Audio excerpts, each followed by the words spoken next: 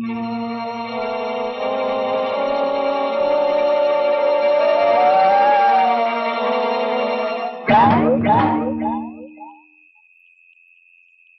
പപ്പ ഈ അവസാന രാത്രി വെറുതെ സംസാരിച്ചു കളയാമെന്ന് വെച്ചോ? നാളെ എന്റെ കല്യാണമാണ്.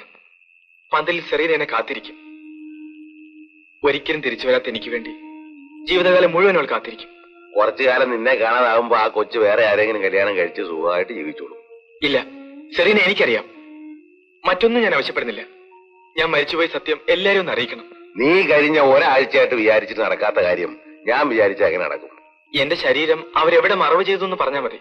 അതിനെ കിട്ടിയിട്ട് ഒരു കാര്യമില്ല. ഉണ്ട്, എനിക്കിനി അതുകൊണ്ടേ കാര്യമുള്ളൂ. എന്റെ മോട്ടോർ സൈക്കിളും ശരീരവും പുറത്തെടുക്കുക. അതുകൊണ്ട് എനിക്കെല്ലാം തെളിയിക്കാം. ഈ വക രഹസ്യങ്ങളൊന്നും പുറത്തു പറയാൻ ഞങ്ങൾക്ക് അധികാരമില്ല. ഇതെന്റെ അവസാനത്തെ അപേക്ഷയാണ്. നിങ്ങളെ ഞാൻ ഒരിക്കലും ശല്യപ്പെടുത്തിയില്ല. അതൊന്നും പറയാൻ പാടില്ല പപ്പ. ഞാൻ ഈ അനുഭവിക്കുന്നതിനൊക്കെ കാരണക്കാരൻ നിങ്ങളാണ്. നീ ഇങ്ങനെ പറഞ്ഞ അങ്ങനെ? പ്ലീസ് എന്നെ സഹായിക്കണം. ആർക്കും ഒരു ഉപദ്രവമില്ലാത്ത ഈ സഹായം നിങ്ങൾ എനിക്ക് വേണ്ടി ചെയ്തു തരണം. നിനക്ക് വേണ്ടി ഞാൻ ആദ്യമായിട്ട് ഞങ്ങളുടെ നിയമം തെറ്റിക്കുക. നിന്റെ ശരീരവും മോട്ടോർ ബൈക്കും ഒരു ചെളിക്കുണ്ടി താഴ്ത്തിയിട്ടിരിക്കുക. എവിടെ?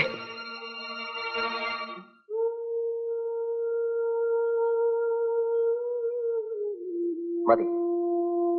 നിങ്ങളോട് എങ്ങനെ നന്ദി പറയണമെന്ന് എനിക്കറിയില്ല. ഇനി ഞാൻ എല്ലാം തെളിച്ചോളാം. നാളെ എന്നെ കാത്ത് മണവാറ്റിയായി സെറീന വരുന്നതിന് മുമ്പ് എനിക്ക് അവളെ വിവരം അറിയിക്കണം. ശരി.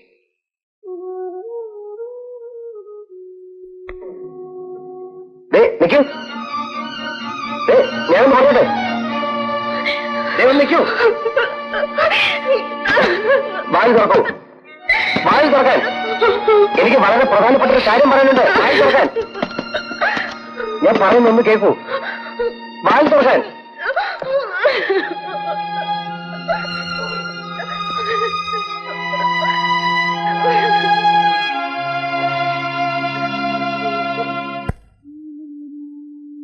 നിൽക്കൂ.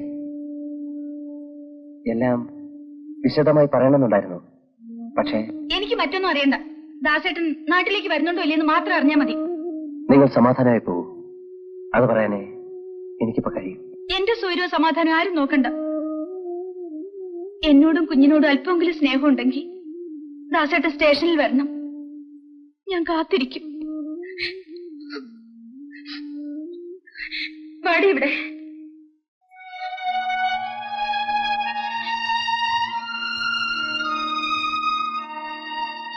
മോള് ഡാഡിയെ ചോദിച്ച് മോളുടെ മമ്മി ഒരിക്കലും ബുദ്ധിമുട്ടിക്കരുത്.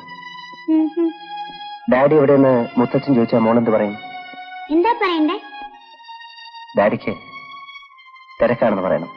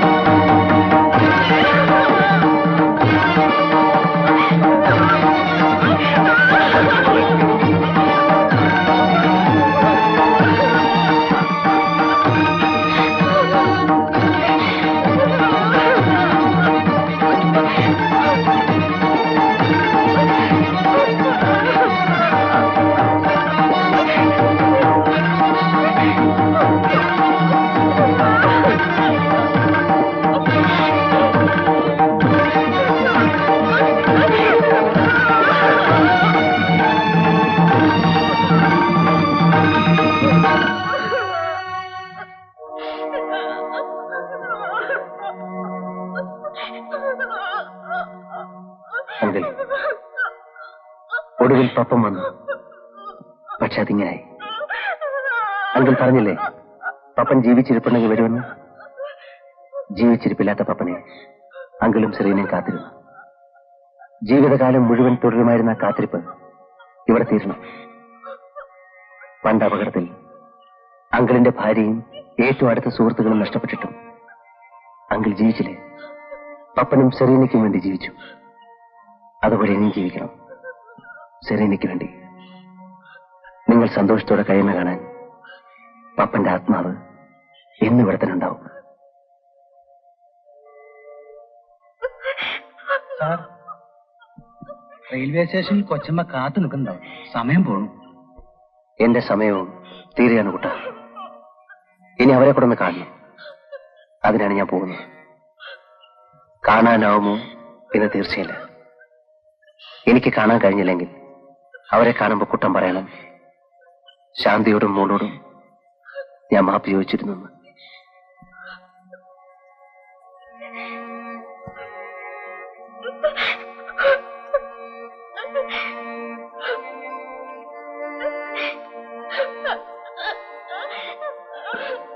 സെറീന,